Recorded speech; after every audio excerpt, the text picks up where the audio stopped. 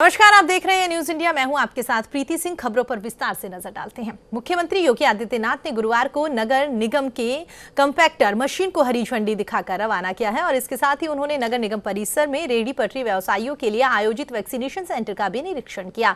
इसके बाद में मुख्यमंत्री ने निर्माणाधीन नगर निगम के सदन का निरीक्षण किया और 31 दिसंबर तक निर्माण कार्य पूरा करने के निर्देश दिए। मुख्यमंत्री ने नगर निगम की ओर से पंजाब एंड सिंध बैंक के द्वारा CSR फंड से निःशुल्क 20 लाख रुपए की बीमा संबंधी प्रमाण पत्र 2 कर्मचारियों को भी यहां पर दिया है। इस दौरान नगर आयुक्त अविनाश सिंह ने बताया है कि शहर के विकास के लिए नगर निगम की ओर से जल्द ही 100 करोड़ की लागत से विभिन्न परियोजनाओं का लोकार्पण और शिलान्यास किया जाएगा।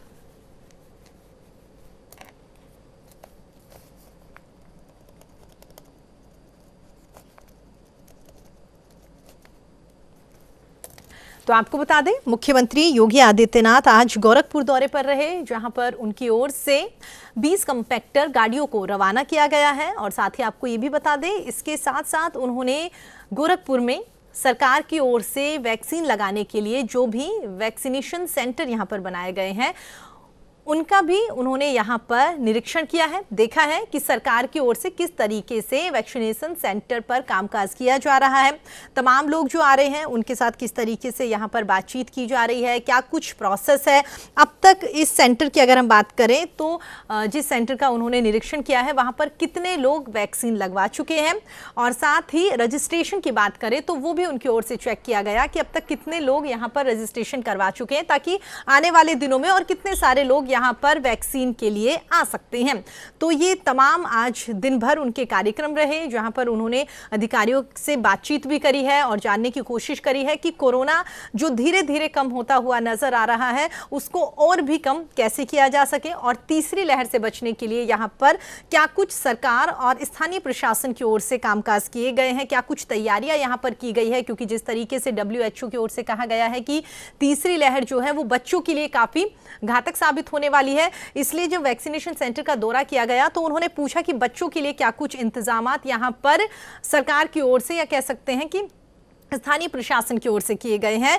20 कंपैक्टर गाड़ियों को यहां पर रवाना किया गया है, वैक्सीनेशन सेंटर का भी जायजा लिया। तो कह सकते हैं कुल मिलाकर आज तमाम महत्वपूर्ण उनका ये दौरा रहा, जहां पर तमाम लोगों से उन्होंने बातचीत करी है, सेंटर का निरीक्षण किया, जानने की कोशिश करी किस तरीके से अब तक कामकाज वहां पर किया गया है। ऑब्जर्वेशन रूम भी वो गए थे जहां पर उन्होंने देखा कि वाकई अब तक क्या कुछ काम यहां पर किया गया है।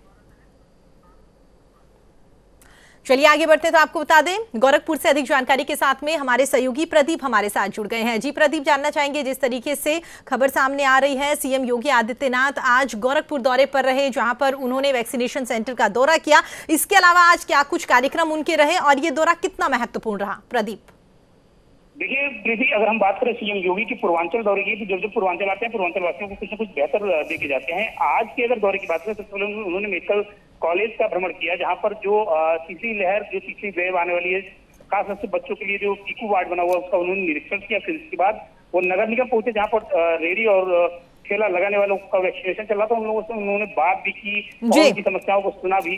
फिर उसके बाद वो एनेक्सी भवन गए, जहाँ पर वो मेयर और जो पार्षद है उनके साथ उन्होंने एक संक्षिप्त मीटिंग की और उस मीटिंग के दौरान जो नगर में होने वाले विकास कार्य उसकी समीक्षा भी की सीएम योगी ने।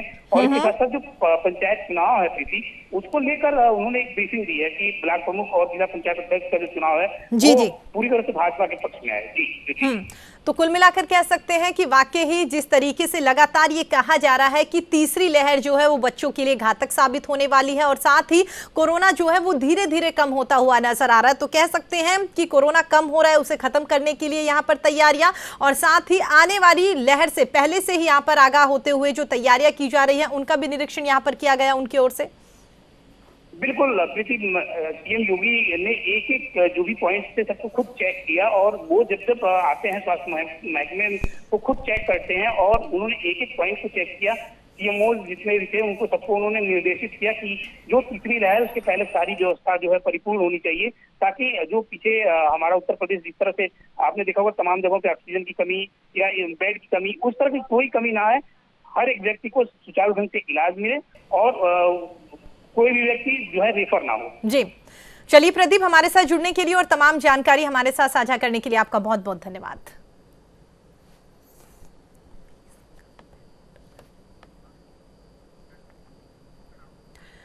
उत्तर प्रदेश के मुख्यमंत्री योगी आदित्यनाथ गोरखपुर के 2 दिवसीय दौरे पर रहे, जहां पर उन्होंने गोरखपुर सर्किट हाउस में पार्षदों के साथ में महत्वपूर्ण बैठक ली है और गोरखपुर में विकास के कार्यों को लेकर समीक्षा की गई।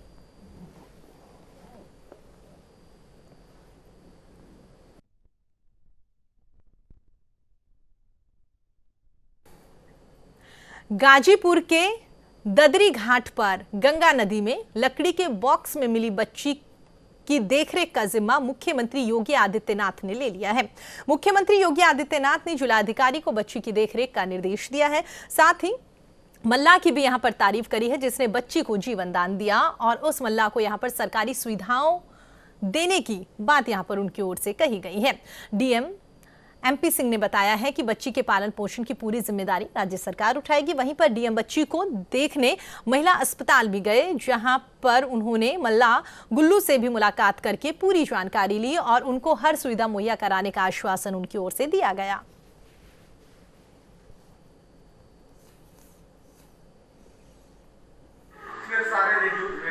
घाट है, गंगा के किनारे ही है और यहाँ गुल्लू चौधरी जी को कल एक छोटी बच्ची मिली थी एक बॉक्स में, और इन्होंने तत्काल उस बच्ची को अपने घर ले गए और फिर इसके बाद पुलिस के द्वारा जिला अस्पताल पहुंचाया गया, जिला महिला अस्पताल। अभी हमने जिला महिला अस्पताल जाकर उस बच्ची का हालचाल जाना और देखा। बच्ची पूरी तरह स्वस्थ है और उसका वेट भी लगभग 3.5 kg डॉक्टरों ने बताया है और उसका समुचित इलाज भी जिला महिला अस्पताल में चल रहा है, पेशेंट वार्ड में है। उत्तर प्रदेश के चिकित्सा स्वास्थ्य परिवार कल्याण मातृ शिशु कल्याण मंत्री जयप्रताप सिंह ने कहा है कि वैश्विक महामारी कोविड की संभावित तीसरी लहर के मद्देनजर सरकार तैयारी कर रही है। हर जिले में 100 बेड का पीआईसीयू वार्ड बनाया जाएगा। जिला अस्पताल में 50 बेड का पीआईसीयू और साथ ही सीएचसी पर 8 से 10 बेड का पीकू वार्ड यहां पर बनेगा। इस दिशा में काम भी लगातार चल रहा है। साथ ही प्रत्येक जनप्रतिनिधि को एक अस्पताल गोद लेने के लिए कहा गया है। सांसद और विधायक निधि से अस्पताल की व्यवस्था को और भी मजबूत बनाया जा रहा है। स्वास्थ्य मंत्री ने बुधवार को विकास भवन सभागार में प्रेस वार्ता में कहा कि कोविड काल में 1.5 से प्रतिदिन स्वास्थ्य व्यवस्था की समीक्षा की जा रही है। संकेत थे या हमारे वैज्ञानिक या विशेषज्ञ संकेत जो तीसरे लहर के बारे में बोला जा रहा था, तभी हम लोग ने पूरे प्रदेश में पीडियाट्रिक आईसीयू, मुख्यमंत्री जी के निर्देश अनुसार पीडियाट्रिक आईसीयू और उससे संबंधित संसाधन, उपकरण और डॉक्टर्स की तैयारी हमने पिछले 1.5-2 महीना पहले ही प्रारंभ कर दिया था और इसको हमने 20 जून तक का एक तारीख दिया है, जिसको हम प्रयास कर रहे हैं कि ये जो मेडिकल कॉलेज में 100 पीडियाट्रिक आईसीयू, जिला अस्पताल में लगभग 50 का आईसीयू का और छोटे सीएचसीज में, चिन्हित सीएचसीज में 5 से 7 आईसीयू का तैयारी को लेके ये 20 जून तक प्रतिदिन इसकी समीक्षा मुख्यमंत्री की बैठकों में भी होती है। यूपी के गाजियाबाद में मुस्लिम समुदाय के एक बुजुर्ग व्यक्ति के साथ मारपीट किए जाने का वीडियो आने के बाद इस मामले पर राजनीति शुरू हो गई है और इस पूरे मामले पर कैबिनेट मंत्री सिद्धार्थ आनंद सिंह ने अपनी प्रतिक्रिया दी। उनकी ओर से क्या कुछ कहा गया, सुनते हैं। सही है कि जो नाम एक आ रहा है अन्य लोगों के साथ, वो एक समाजवादी पार्टी के एक स्थानीय लीडर का भी आ रहा है और जितने भी दोषी पाए गए हैं जिन पे एफआईआर है वो भी सब उसी का नाम ले रहे हैं और कह रहे हैं कि ये हम लोग को इस व्यक्ति ने, इद्रिस जो पहलवान, उसने हमसे करवाया है। और जो वीडियो है उसके अंदर भी एक चीज़ साफ हो रही है कि उसके अंदर वॉइस नहीं है मगर किसी ने मेक ओवर वॉइस लगाई है, ऊपर से वॉइस डाली है, तो उसकी फोरेंसिक जांच भी हो रही है। वो साफ हो जाएगा क्या सच है क्या झूठ है। उत्तर प्रदेश के कैबिनेट मंत्री सुरेश राणा ने प्रेस कॉन्फ्रेंस करी है और इस दौरान है 27.40 लाख हेक्टेयर, मानो 20 लाख हेक्टेयर से 27 लाख हेक्टेयर गन्ने का क्षेत्रफल हुआ है। मोटे तौर पर 7 लाख हेक्टेयर गन्ने का क्षेत्रफल उत्तर प्रदेश के अंदर बढ़ा है। आदरणीय प्रधानमंत्री जी का हमेशा फोकस रहता है कि किसान को तकनीक के साथ जोड़ करके उसकी उपज को बढ़ाया जाए।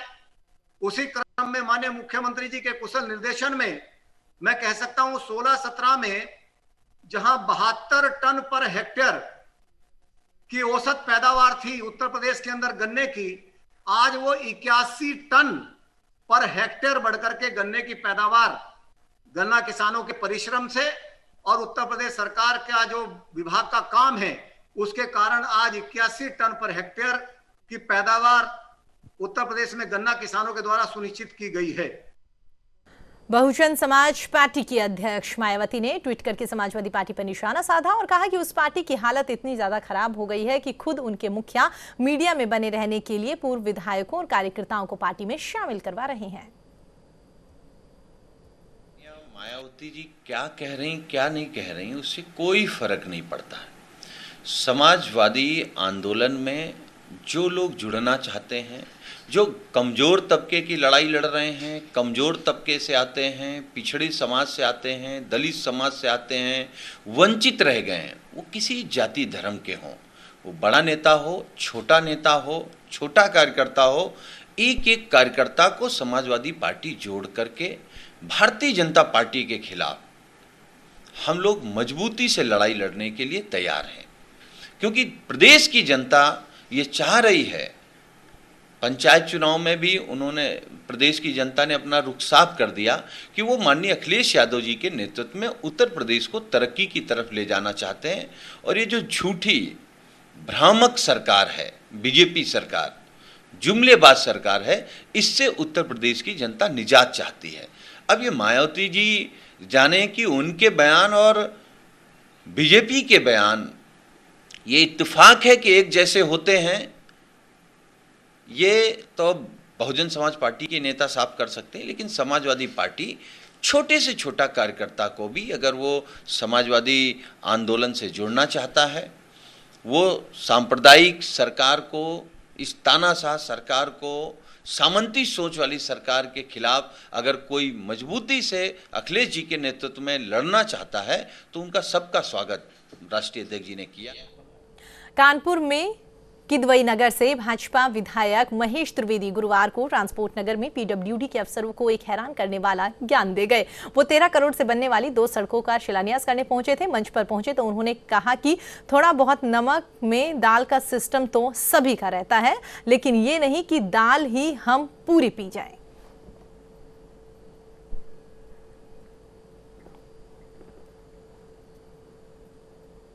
आगे बढ़ते हैं। केंद्रीय माध्यमिक शिक्षा बोर्ड ने आखिरकार 12वीं के छात्रों के लिए अहम फैसला ले ही लिया। सीबीएसई ने 12वीं के छात्रों के रिजल्ट तैयार करने का फॉर्मूला आज सुप्रीम कोर्ट में पेश किया। ये फॉर्मूला है, ये काफी हद तक ये फॉर्मूला बिल्कुल सूट करता है इस बार के सिनेरियो को देखते हुए, और मैं इस बात के लिए बहुत अभिनंदन करता हूं उनका, हमारे शिक्षा मंत्री का, हमारे सीबीएसई टीम का, हमारी पूरी का, जो हमारी एक नई कमेटी बनी है एनसीईआरटी के जो अध्यक्ष मिलकर कमेटी है, उनका मैं समर्थन करता हूं कि आप बहुत अच्छा काम किया, ये अच्छी नीति बनाई। और इसमें एक कमी थी कि आप कहते 10th से आप 11th में आते हो तो आपको एक नए सब्जेक्ट मिलते हैं, आप नया सिनेरियो मिलता है, नया माहौल मिलता है, तो आपको थोड़ा सा इंटरेक्ट होने में थोड़ा टाइम लगेगा आपको उनके साथ। तो उसके लिए आपको थोड़ी सी 11th की जो परसेंटेज है ना वो कम होनी चाहिए थी 12th के हिसाब से, 12th की थोड़ी सी बढ़नी चाहिए थी, क्योंकि हम 12th में आके बोर्ड क्लास है, हम थोड़ा सीरियस होते हैं। फर्स्ट डे से हम सीरियस होंगे, अभी 12th बोर्ड क्लास है, हमें करना है, हमें अच्छा करना चाहिए इसमें। और हमारी parent association, Ghaziabad parent association अध्यक्ष श्री सीमा त्यागी ने भी ये बात कही थी, यही प्रपोजल रखा था, मतलब सिमिलर था, ये प्रपोजल मैच कर रहा था। फिलहाल इस बुलेटिन में इतना ही। आप देखते रहिए न्यूज़ इंडिया। नमस्कार।